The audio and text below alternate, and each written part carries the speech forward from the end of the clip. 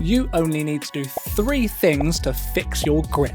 You know those hand grippers you've seen online? Yeah, we won't be using those, even though number 1 is to get physically stronger. It's really frustrating feeling like you could lift more if only your grip wasn't letting you down. I've discovered that there are 3 elite ways to guarantee your grip holds solid over the last 16 years of training real clients, so that you leave your workout feeling accomplished, not annoyed. In this video, you'll learn all 3 simple methods, plus a bonus 4th exclusively for the biggest lifts.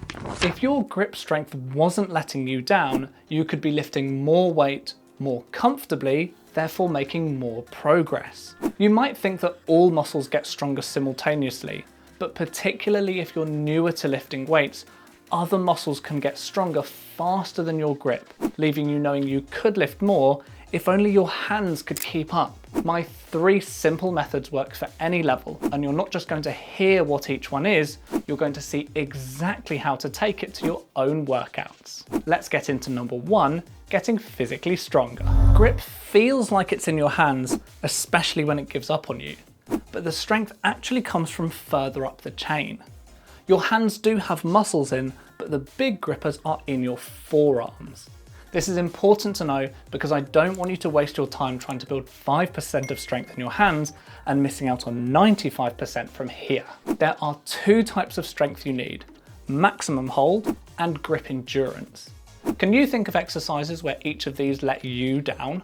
In my 16 years of experience with real clients, I found that the most common places to feel like your maximum hold isn't good enough are attempting pull-ups, or even hanging from a bar, and also deadlifts. Interestingly, I have also had multiple clients feel like their maximum hold isn't good enough on dumbbell bench pressing. This is a strange one because, in theory, a pressing movement doesn't need much grip. However, getting the balance of the weight in your hand can feel like it needs a firmer hold. So what do you need to do to improve your maximum hold?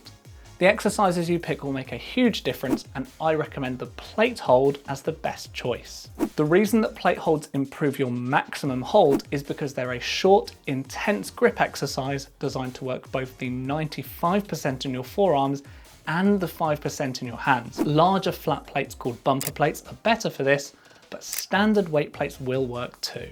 Place 2 of them upright at your sides, reach down, pinch the top edge of the plate, and stand and hold. You want to choose a weight you can hold for no more than 10 seconds, so this should immediately feel heavy. Do your best to not use the lip of the plate for maximum hold improvements. I recommend doing 3 holds right at the end of each workout. You can happily do these in back-to-back days or as often as you go to the gym. What about grip endurance? I've seen this as a limitation most frequently on pulling movements like dumbbell or machine rows or lat pull downs, but I've even seen it limit tricep push downs holding a rope and lateral raises. If your grip endurance is poor, it really can hold you back on any exercise. How do you know if your grip endurance is limiting you? You'll feel weights and handles almost slipping away from you.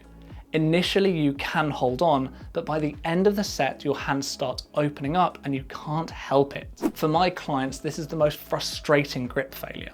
You know you're strong enough to do more reps, but your hands just won't keep up with everything else. Where's the most common place that you feel grip endurance holding you back? To improve grip endurance, we'll be doing exercises where you're more likely to feel the burn. Why is this? Because we'll be working your muscles for a longer duration, lactic acid is more likely to build up and cause the burn sensation, but don't worry, it'll go quickly when you're done. Here are my 2 favourite movements. Number 1 is the farmer's walk. All you need is a space to walk and 2 dumbbells or kettlebells. Pick your weights up and walk. Choose a weight you can walk with for 20 to 30 seconds. If you don't have much space, turn around as many times as you need to. There's an extra benefit hidden here too. All these steps holding weights are great for your core. Number 2 is the dead hang. Find a pull-up bar, take a hold, and let your body weight hang beneath you. You don't need to do anything other than hold on, breathe, and prepare to land when your grip gives out. Which of these exercises do you think will work best for your grip endurance? Simple method number 2 completely solves grip deficiencies by literally attaching yourself to the bar. These are called lifting straps. The first time I ever tried lifting straps many years ago, I found them completely useless. However, I discovered quite quickly that was because I used them wrong. Here's how to get lifting straps perfect and never make the mistake I did. Grip fails because eventually your hands open up and rotate. Straps work by looping in the opposite way, completely preventing the rotation. Put your hand through the padded part of the strap so that it sits against the back of your wrist. With your palm up, the long end should go towards your thumb. If it goes the wrong way, just unthread it, then put it back through in the opposite direction. Take the long end of the strap and loop it around your handle the opposite way to your fingers. You can tighten it by twisting and re-gripping. Can you guess the mistake I made when I first tried straps? Yep, I looped it the wrong way round and it did nothing. As a final note on straps, you can get all sorts of fancy materials, designs and brands. I use an inexpensive pair and they've lasted me for years. It's your money, but you don't need to spend tons for the result. Simple method number 3 completely revolutionized my workouts when I first tried it. I'm talking about chalk. Chalk has been used to help grip for decades, from strongmen to powerlifters to climbers. But how does this cheap white dust help you to hold on? The main benefit of chalk is that it completely dries up your palms. You'll already know that when you exercise, you get warmer and your hands get a little bit sweaty. Even a tiny amount of moisture limits your grip significantly.